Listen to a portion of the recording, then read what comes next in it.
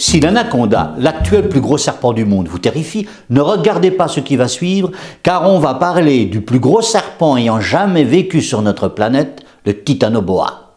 Comme son nom l'indique, il devait ressembler à un boa et se nourrir de la même façon, par constriction, c'est-à-dire en étouffant ses victimes et en les avalant toutes entières. Pas de venin donc. Et heureusement pour nous, ce géant a vécu il y a 60 millions d'années, sur une planète beaucoup plus chaude que la nôtre, juste après la disparition des dinosaures.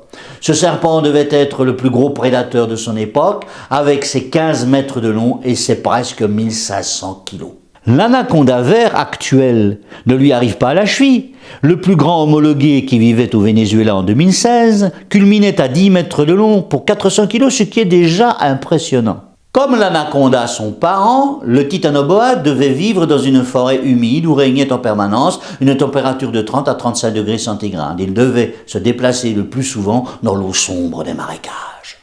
Comment savons-nous tout cela? Eh bien, on a trouvé une série de vertèbres du titanoboa dans une mine de charbon en Colombie en 2009. Trouvaille exceptionnelle car les os de serpent très fragiles se fossilisent très difficilement.